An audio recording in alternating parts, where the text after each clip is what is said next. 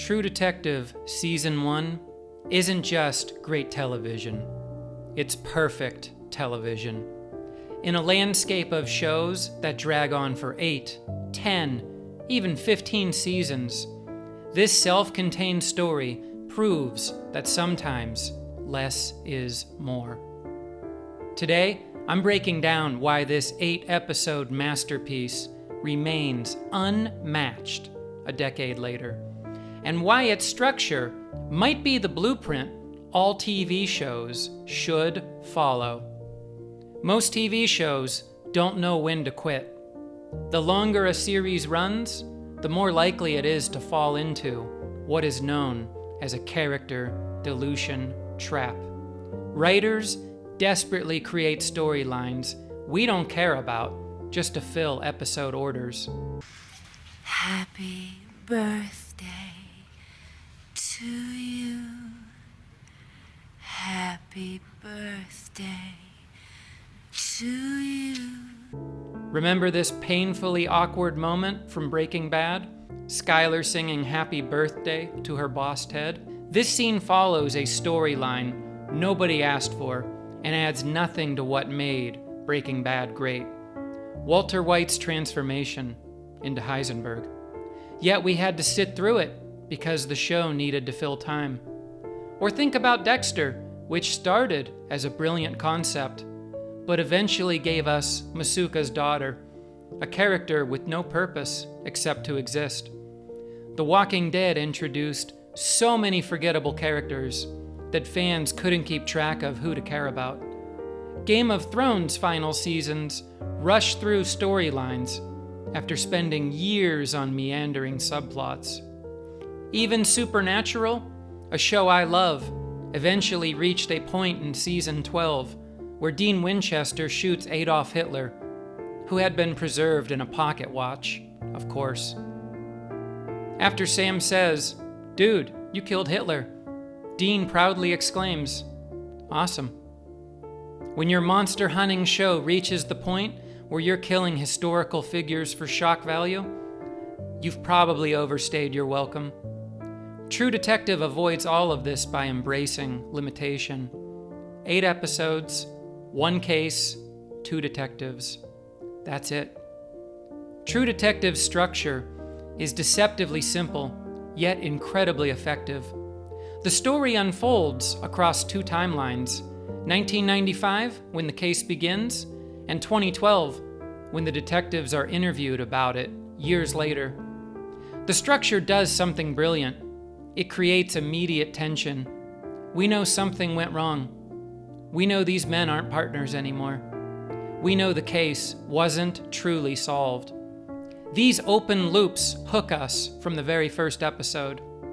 Compare this to shows like Stranger Things, where season 1 felt tight and focused, but by season 4, we're following 4 separate storylines across multiple states and even countries. The emotional impact gets diluted when you're constantly cutting between different character groups. True Detective never loses focus. Every scene either develops our understanding of the characters or advances the mystery.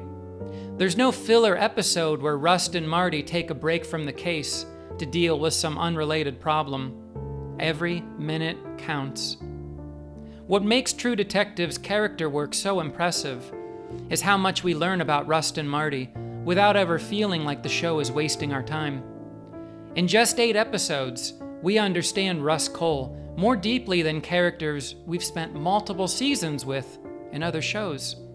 We know his philosophy, his trauma, his contradictions, not because he sits down and explains his backstory in clunky exposition, but because we see it through his actions and rare moments of vulnerability.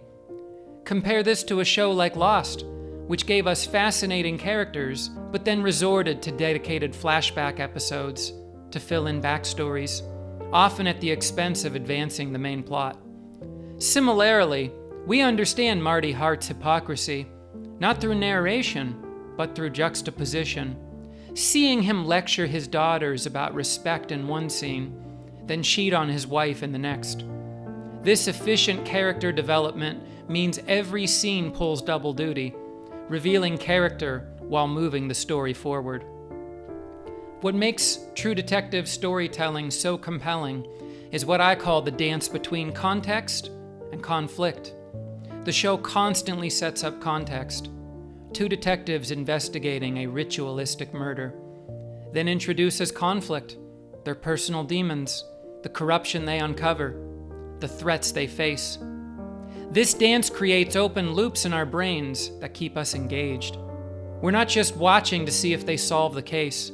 We're watching to see how these damaged men navigate a world that seems designed to break them further. Look at how the show handles the infamous tracking shot in episode 4. We get context. Russ needs to escape a dangerous situation with a biker gang. Then immediate conflict. Everything goes wrong and escalates into chaos. This pattern repeats throughout the series, creating a rhythm that keeps viewers hooked without resorting to cheap cliffhangers. At the heart of True Detective is one of television's greatest character dynamics. Russ Cohle, the nihilistic philosopher who sees the world as one giant gutter and outer space, paired with Marty Hart, the traditional family man hiding his own darkness. What makes this pairing so effective is that they're not just different, they're contradictions, even within themselves. Rust preaches that human existence is meaningless, yet dedicates his life to solving crimes. Marty presents himself as a family man while betraying his family at every turn. This internal contradiction creates characters that feel authentic rather than simply serving as mouthpieces for different worldviews. Compare this to a show like Big Bang Theory, where characters eventually became caricatures of their initial traits. Sheldon became more robotic, Raj more pathetic, Howard more creepy, because the show needed to stretch their personalities across 12 seasons. True Detective never falls into this trap. Rust remains complex throughout, capable of both cold and analytical thinking and surprising compassion. Marty never becomes just the cheating husband. He's a man struggling with his own inadequacies in a changing world. True Detective doesn't just tell its story through dialogue, it shows it through visual mastery. Director Cary Fukunaga created a visual language that communicates the show's themes without saying a word. The decaying industrial landscapes of Louisiana become characters themselves, reflecting the moral decay of the institutions the detectives encounter. The famous 6-minute tracking shot in episode 4 isn't just technical showmanship. It's a perfect representation of Rust's descent back into the underworld he thought he'd escaped. Compare this to shows like Grey's Anatomy or NCIS, which after many seasons develop a visual formula so rigid you could watch any episode from any season and barely tell the difference. True Detective's visual storytelling evolves with its narrative, creating a cohesive, artistic statement. Even the show's recurring symbols, the spiral, the antlers, the Yellow King references, create a visual vocabulary that builds meaning throughout the series without ever needing to be explicitly explained. This is visual storytelling at its most confident. What elevates True Detective beyond a standard crime drama is its philosophical ambition. The show doesn't just use Rust's nihilistic monologues as character quirks. It genuinely engages with profound questions about human existence. When Rust describes time as a flat circle, where everything we've ever done or will do, we're going to do over and over and over again. The show isn't just being pretentious. It's establishing a thematic framework that pays off in the finale. Compare this to a show like The Walking Dead, which occasionally raised interesting philosophical questions about survival and humanity, but ultimately abandoned them in favor of increasingly outlandish villain confrontations. True Detective maintains its philosophical integrity throughout. The final conversation between Rust and Marty about the stars, about light versus dark, feels earned precisely because the show never abandoned its philosophical concerns. At its core, True Detective explores a profound theme about the human condition. It asks us whether, in a world filled with unspeakable horrors and suffering, there's anything worth fighting for. This theme is expressed beautifully through Rust's character arc. He begins as a man who sees only darkness, who believes that human consciousness was a tragic misstep in evolution. His nihilistic worldview seems justified by the horrors he witnesses: ritual murders, child abuse, institutional corruption. But what makes True Detective transcend the typical crime drama is that it doesn't wallow in this darkness. Instead, it uses the darkness as a backdrop against which even the smallest light becomes significant. You know, you're looking at it wrong, the sky thing. Once there was only dark. If you ask me, the light's winning. This isn't just a nice statement to end on. It's the culmination of Rust's entire journey. After facing the darkest parts of humanity, he emerges with a profound realization that even in a world dominated by darkness, the mere existence of light is something worth acknowledging, something worth fighting for. It's what makes True Detective not only a great crime story, but a profound meditation on what it means to be human in a world filled with suffering. What truly elevates True Detective is its ending. Unlike shows that drag on until they jump the shark, this story knows exactly when and how to conclude. Think about how many great shows have been tarnished by poor endings. Lost, confused, and frustrated fans after years of investment. Game of Thrones rushed through character developments that should have taken seasons. Dexter's original ending was so poorly received, they had to make a revival series to fix it. True Detective's finale doesn't just resolve the plot, it completes the character arcs in a way that feels both surprising and inevitable. It gives us closure while acknowledging that the darkness they fought will always exist. This ending works because the show knew its limitations. It never promised to solve all mysteries or tie up every loose end. It promised to tell the story of two men confronting darkness, both in the world and within themselves, and it delivered on that promise perfectly.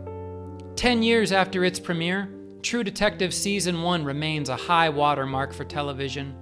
Its influence can be seen in limited series like Mayor of Easttown, Sharp Objects, and The Night Of, shows that understand the power of focused storytelling. Even anthology series like Fargo and American Crime Story follow True Detective's lead by telling complete stories within a single season, rather than dragging narratives beyond their natural conclusion.